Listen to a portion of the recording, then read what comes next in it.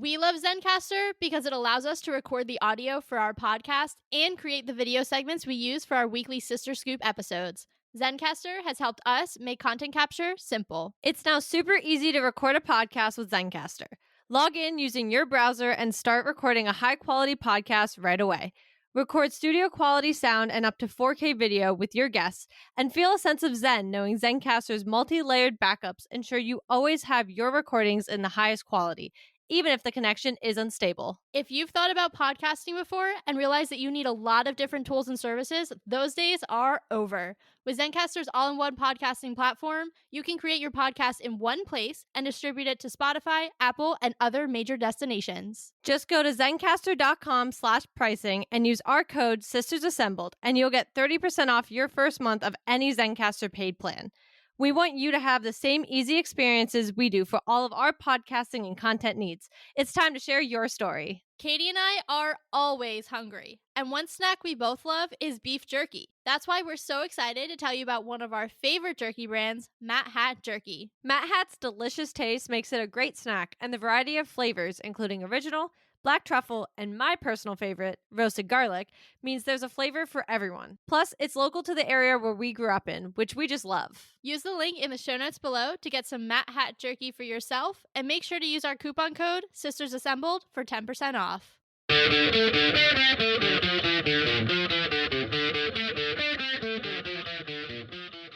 Hello, listeners, and welcome back to Sisters Assembled.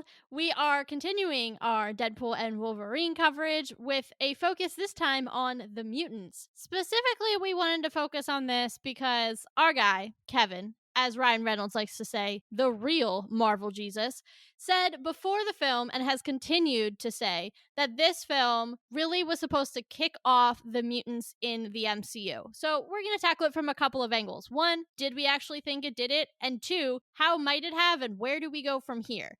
So with that being said, I'm going to let Katie start us off by answering the first question. Caitlin, do you think that this film kicked off the mutants the way that Kevin advertised it would? No. And don't get me wrong when I say that. Doesn't mean that this film was bad in any way, shape, or form, because it wasn't. But I don't think, from my perspective, I'm seeing where exactly the mutants come from. I don't think I'm seeing a clear path for the mutants in any way, shape, or form.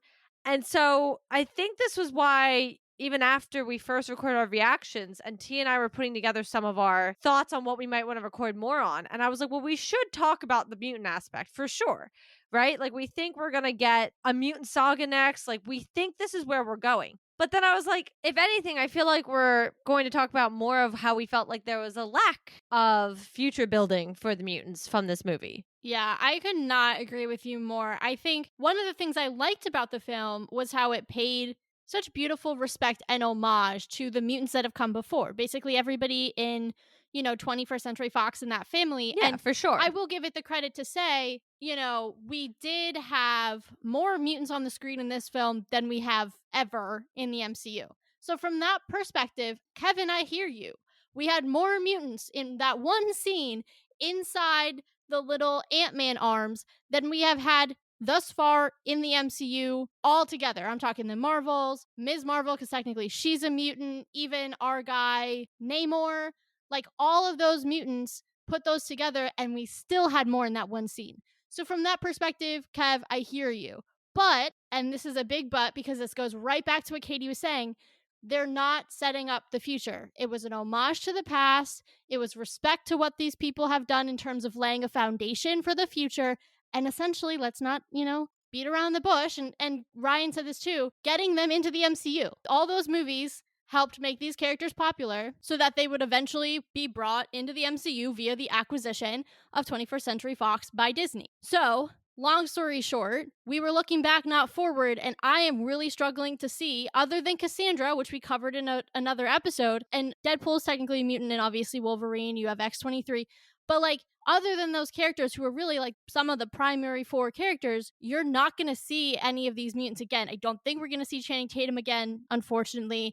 I don't think we're going to see any of those other folks again. And I just am like, I don't understand how this is supposed to set up the mutants. You didn't even talk about the mutants that we have seen thus far in the MCU. So you said a few things, and I'm going to try and hit on all of them. But the first thing that kind of stuck out to me when you were saying about like those big four, Cassandra, Wolverine, X-23, and Deadpool. The problem I have already starting with the big four is, and again, we're not going to dredge up to Cassandra, but I'm just going to briefly say, theoretically, she's dead. Theoretically. That is what we were essentially told to kind of assume for the time being. Deadpool is still in his universe. Wolverine is now in his universe. X-23 is in his universe. That is universe 10005. That is not to say they cannot jump into 616. We literally saw Deadpool do it at the beginning of the movie. We're not even going there. I don't know how. I think it has something to do with the time bracelet that he stole from Cable, because you see him wearing it in the scene. I've now seen the movie a second time. I can confirm I saw him wearing it. So I'm going to assume it had something to do with that. Regardless, it can happen, but you didn't bring them into 616. And I think that was something we talked about in the predictions, where I was like, well, everybody loses something in a trilogy. So theoretically, losing his universe would, one, fit that criteria, and two, bring him into 616. That didn't happen.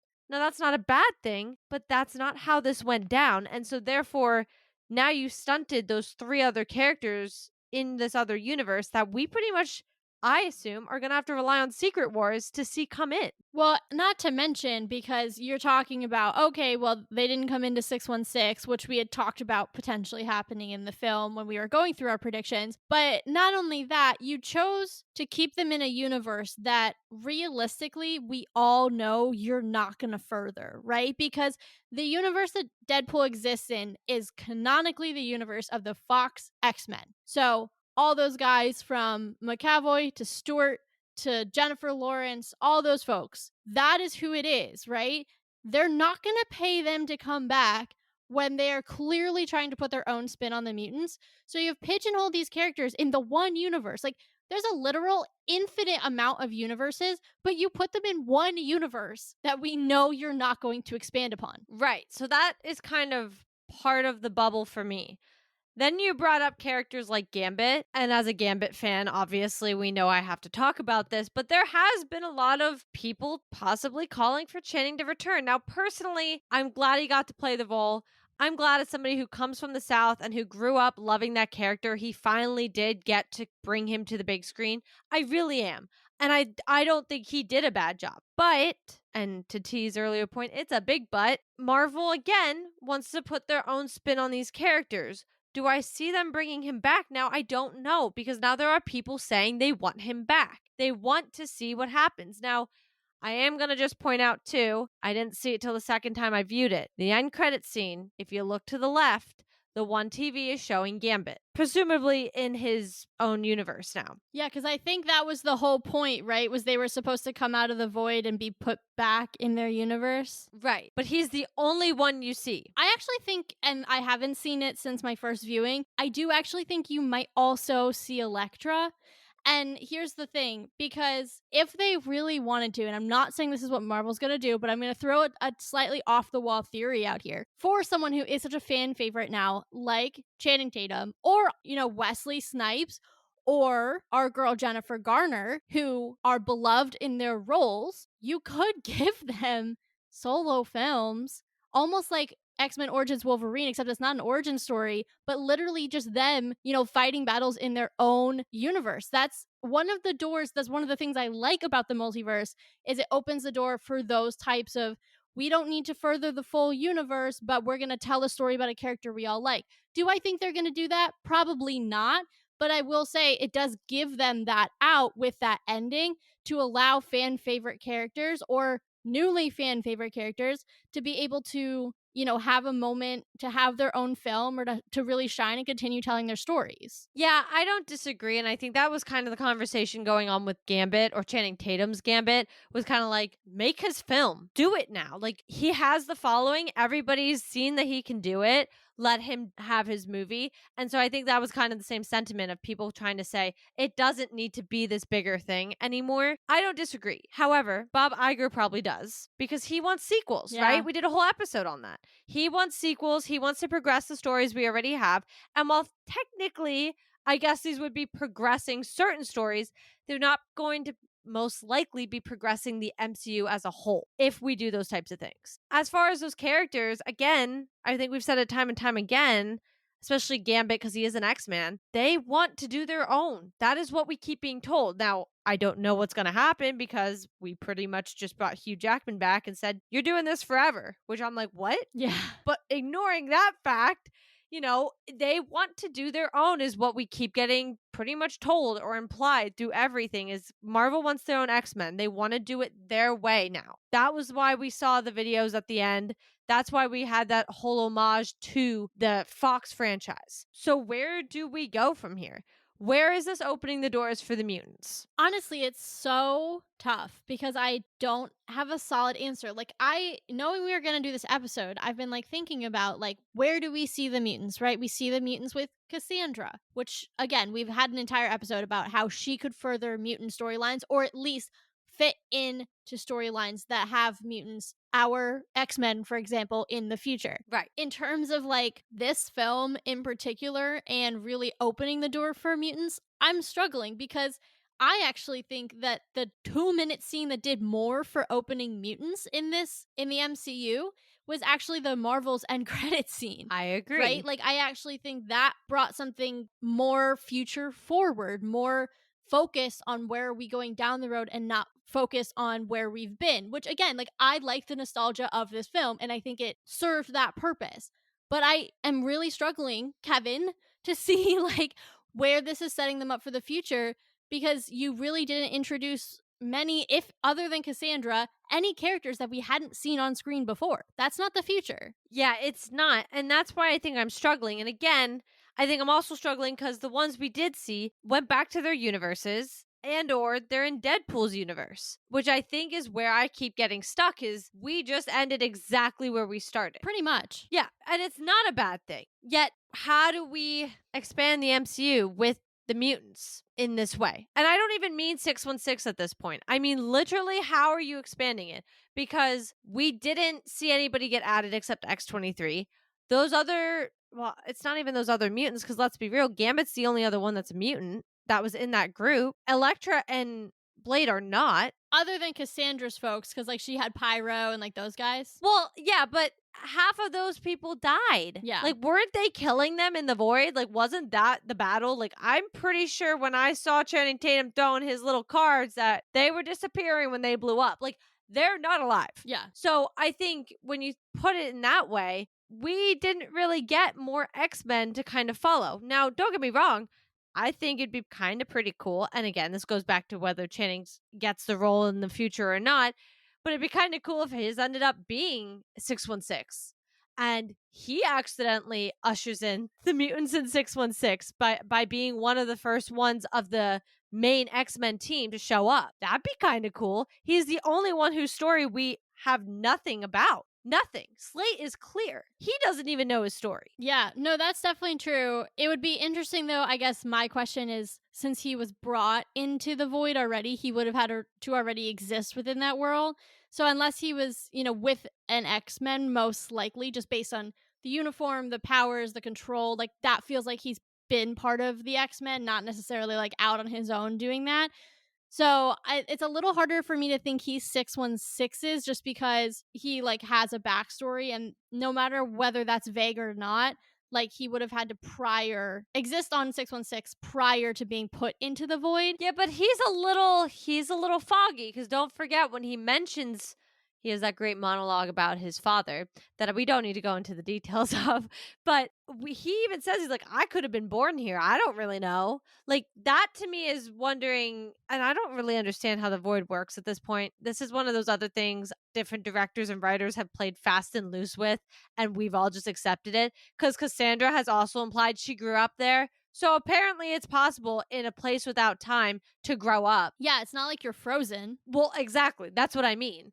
What I understood from Loki was that's the end of time, so I would assume everybody's frozen as is. Guess not. So it is possible Gambit grew up there. Yeah, I guess. It's a little harder for me to believe, and like I'm not trying to shoot you down. I know you love your Gambit, but that one's a little bit more of a stretch. The one thing I will say is, and I've been trying to rack my brain. I'm also going to throw something a little bit left fieldy out there. Is like, if you think about it, we have mutants on 616, right? We have 2 confirmed mutants, if I'm remembering correctly. It's just Kamala and Namor. That's it. Oh, wait. Technically, wasn't Wanda a mutant? Like, didn't they confirm or, like, kind of hint that? I think it was implied.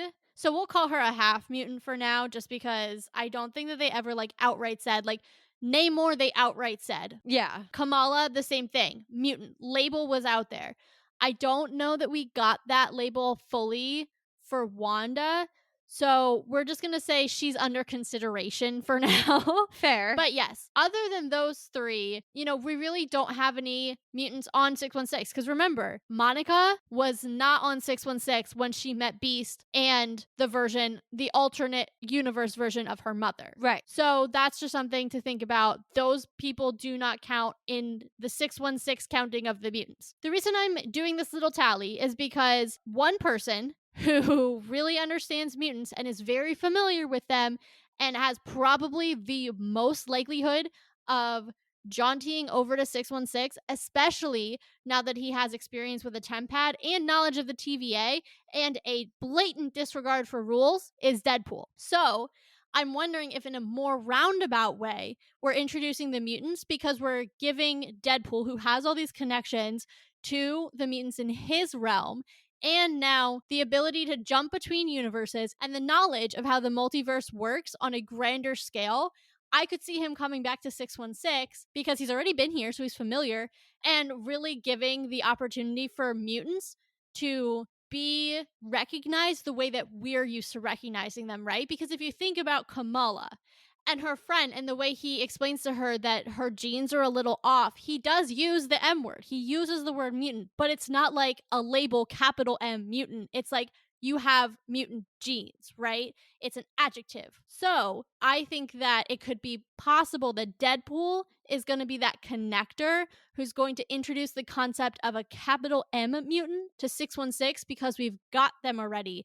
And that could be ushering in mutants on a larger scale. I think you hit the nail on the head with all of that because the other half of this episode was supposed to be, okay, we didn't think that they did it, but theoretically saying if we are agreeing with Kevin that this movie is ushering in the mutants, how?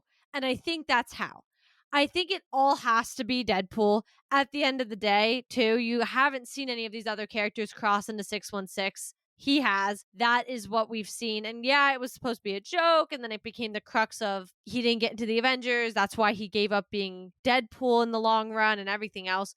I understand that it was a vital part of the story for more than just that. But in the long run of this story and these 2 universes, I do think it has to be Deadpool. I think he does need to get involved. Now, I said it already. Do I say it again? Is it all going to be in Secret Wars? Is this how we do it? At the end of the day, is this how we bring Deadpool 100%? Because he's technically under the MCU banner now. Yes, that was the whole point. That's why he makes 9 million jokes. That is why he's Marvel Jesus. But when I'm saying it now, I'm talking about 616. Because remember, as far as we know, when Secret Wars is over, we are not going to have the multiverse again. Right. Yeah, I hate that we have to use Secret Wars as like our catch-all for everything. I know. And we've talked about this in past episodes. It's tough because you you have a 2025 slate and then it skips to one movie in 2026 and one movie in 2027, and we know that there are other movies. Like, we've seen the slate, right? We talked about it, I believe, in a recent Sister Scoop, where there are untitled movies in 26 and 27 that we know are coming, but we don't know what they are. And D23 just happened not long ago. We didn't get any more insight into that, which is unfortunate. Yeah. So with that being said, the only thing that we can definitively say is, yes, it could be Secret Wars. It might be Secret Wars. It's probably Secret Wars. And we have to say it that way because we don't know if one of those movies in 26 or 27 is Doctor Strange. We don't know. And that, I think the 27 movies after Secret Wars anyway. So we don't know if that extra movie or 2 in 2026 is Doctor Strange. Unclear, right? Because if it is, I could actually see Deadpool showing up in that, knowing we're going to be dealing with an incursion, that it's multiversal focus. That makes sense, right? But because we don't have any insight into how this is going to build into Secret Wars, other than the end game, pun intended, is Secret Wars, it's hard to say that it's not that. I know. I really hate doing it. I really do. Because I feel like it's been our catch all for everything for the past 2 years, pretty much since MOM. It's like anything that doesn't quite add up, we're like, Secret Wars. They'll figure it out in Secret Wars. I mean, we've been talking about the mutants possibly coming in Secret Wars for forever at this point. Yeah. Like, that's just a fact.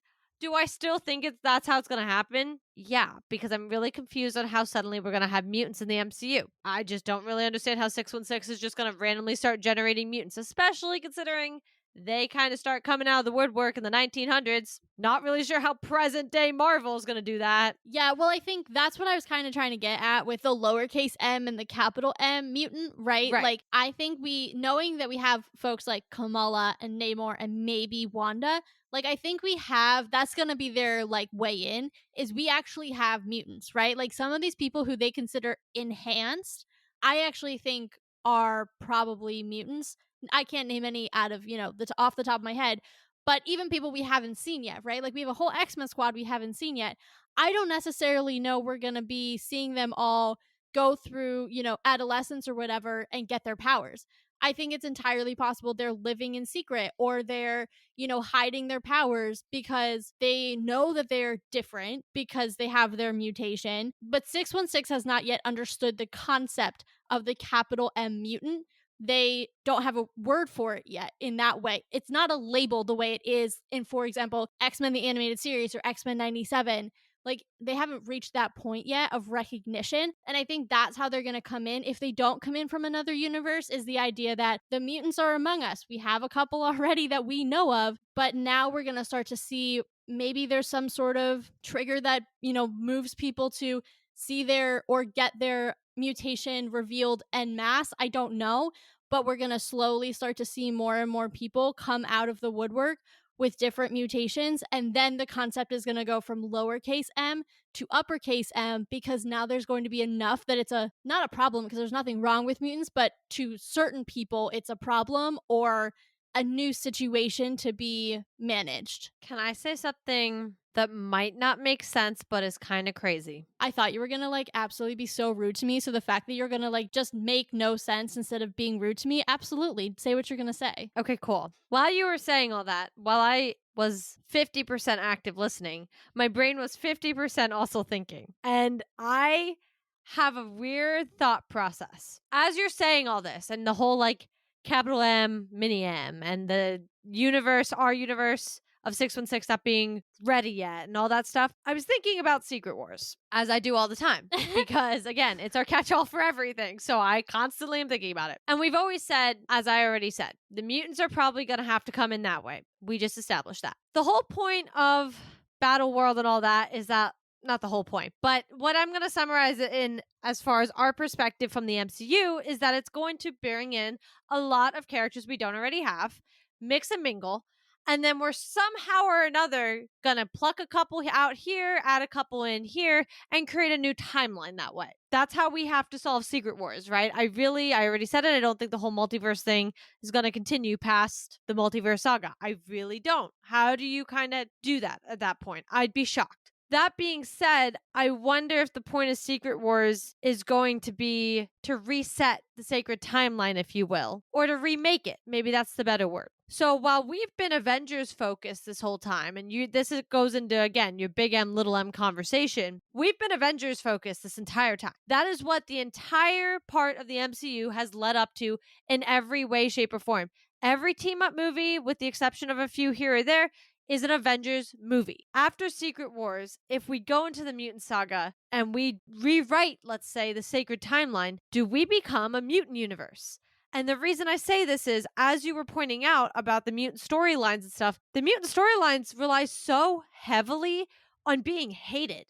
And now how the heck do you bring mutants into this when the entire world is like, haha, we love the Avengers, you guys are great. And now, granted, I understand the comics kind of just are like, we ignore that. Everybody loves the Avengers, nobody likes the mutants.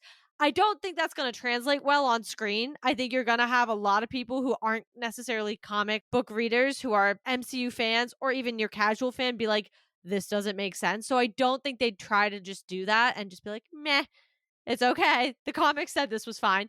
So I do think in order to tell that story, we have to completely shift 616. And it no longer is the 616 we've known for, oh God, 16 years?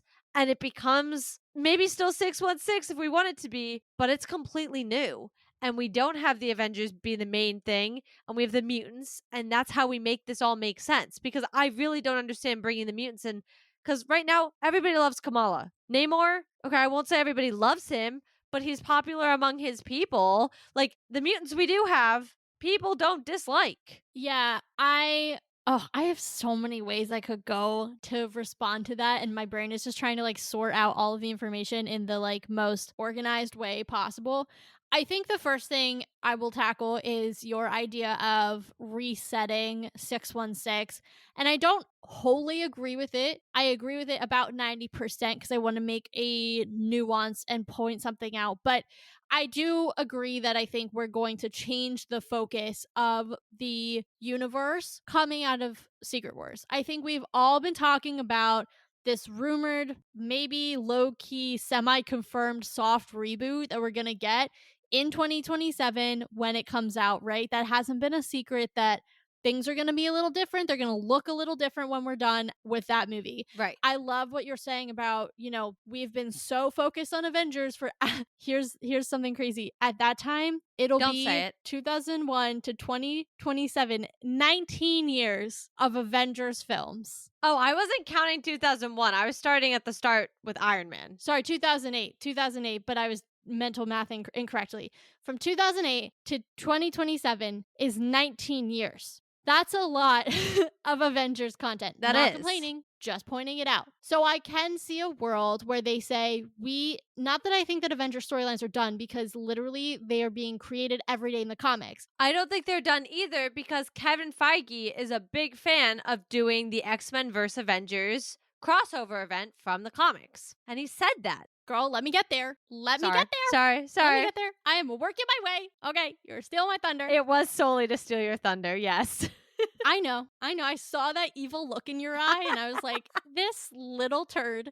But anyway, so I think we're going to shift the focus for at least a phase, maybe longer. Who knows? I mean, it took them 19 years to move away from the Avengers, and they've been waiting a very, very long time to be able to play with the mutants, who arguably are some of the most famous comic book characters of all time, period, the end, nothing more to be said. Correct. So I do think that they're going to spend a lot of time with the mutants. Do I think that we're going to get no Avengers stories in the meantime? No, I don't think so. But I don't think that they're going to be the primary focus. Do I think then that the end of the mutant saga is, okay, great, we're going to have, to your point, Avengers versus the mutants? Sure, because, there is so much positive public sentiment toward the Avengers, but is there? Because yes, they saved the world from Thanos, but before that, we saw how quickly public sentiment turned away from them. You now have a president who says he wants to have the Avengers back, but spent a whole heck of a lot of time hunting them down and making them, criminals. So that could change on a dime too, depending on what he deems is politically expedient. So you're in a very volatile political climate as well. So I think that we could see that change. There's also, I think, something to be said about, the human perception of that's Captain America. He is, picked by the last Captain America. He's a war veteran. He's special, right? And I idolize him. That's one thing, but he is an idol on a pedestal, whether I'm talking about Steve or about Sam. There's something different, though, about your neighbor suddenly sprouting powers, right? Or your kid or your spouse or your brother or sister or whatever.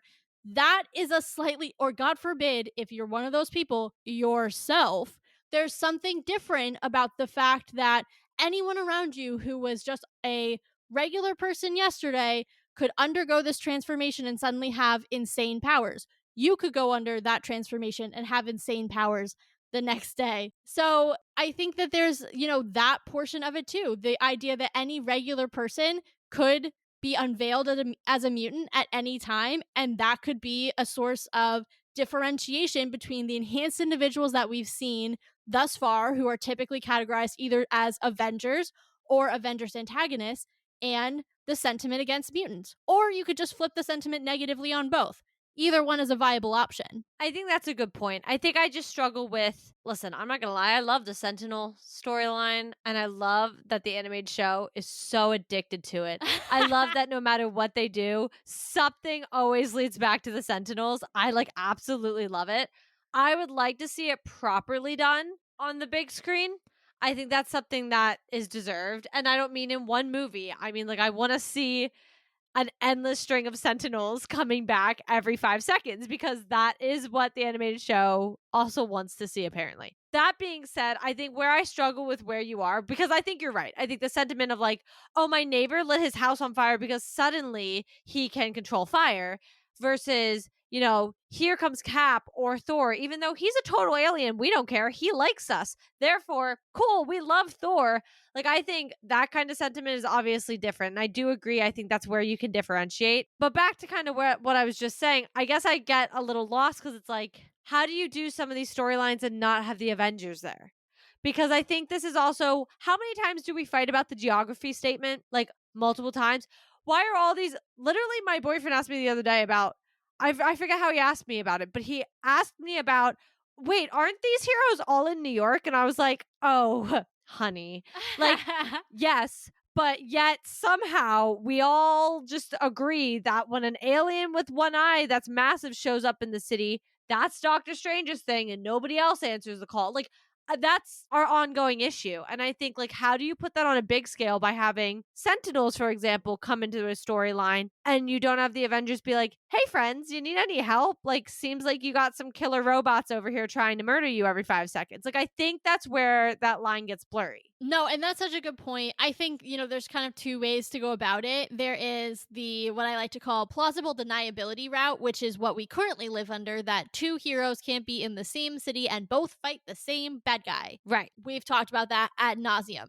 I think the other opportunity is, and I want to clarify my last statement, maybe it's not Avengers level stories, but characters who have typically been on an Avengers team being able to tell their stories and continue to tell them outside of them being a part of the Avengers roster. I'm thinking, for example, like Sam's Cap better not only just get one individual movie. Right. Like, I could see him getting another individual movie, even though we're in the Mutant Saga.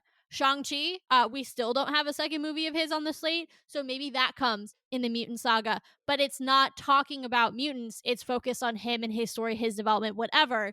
Like, that's the kind of Avengers stories that I could see taking place in the Mutant Saga, not necessarily like, oh, we're a team Avengers, but those who have typically or were projected to be on the team, they get to tell their stories and keep them, progressing, even though we're more wholly focused on the story of the mutants overall. Yeah, I see your point, and I think it's possible. It'll be an interesting juggling game, I think.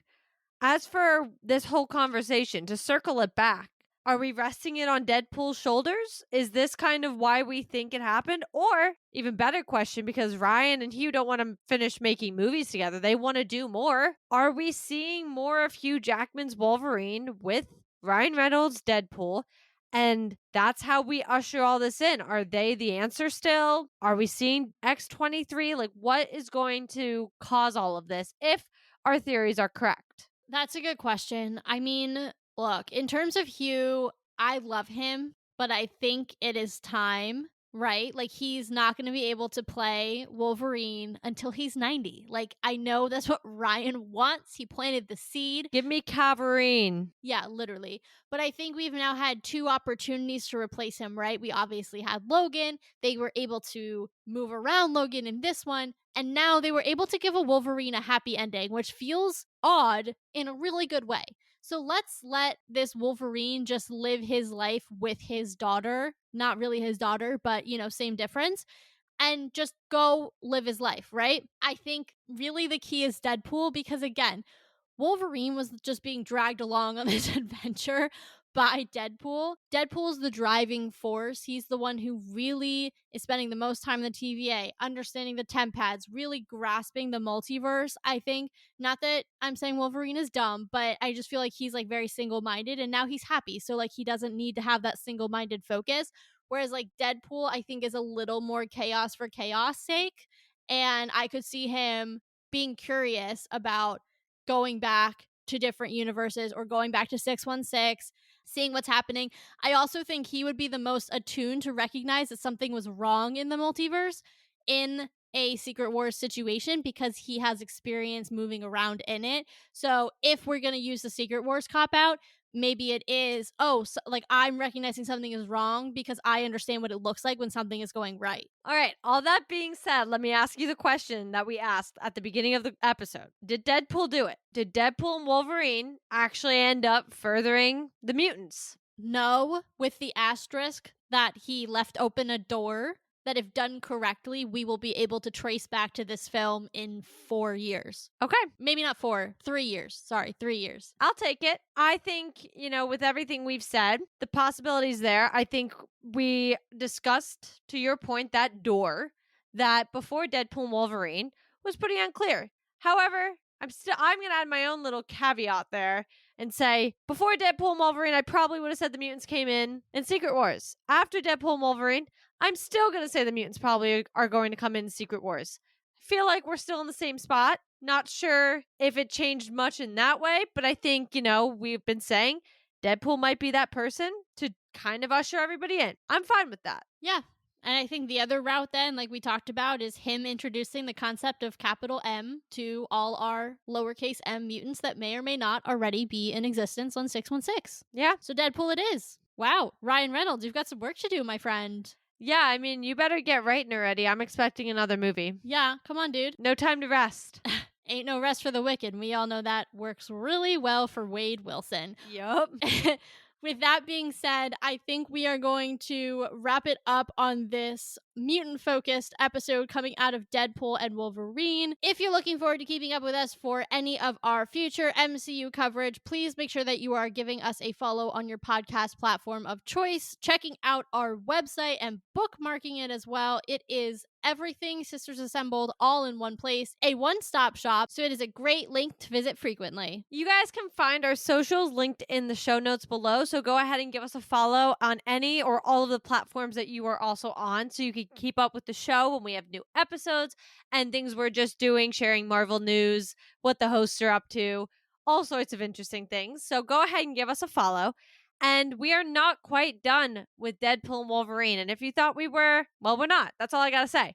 Next week will be our final episode on Deadpool and Wolverine. And we are going to be talking about not really the movie, but a concept the movie brought forward, which is anchor beings. So we're going to take on the debate that's kind of started to form on the internet, which is who exactly could be the anchor being of 616? We're pretty excited for this one. We hope you guys are too. So we're going to be coming with 2 anchor beings of our choosing, both of us, and kind of battling it out to see who might take that spot. Make sure you guys are ready to listen to that episode, and you guys are also keeping up with Marvel in the meantime. There's a lot of news lately, a lot of fun stuff coming your way. So keep up with Marvel and keep up with us as Marvel just blew your mind. So let's talk about it.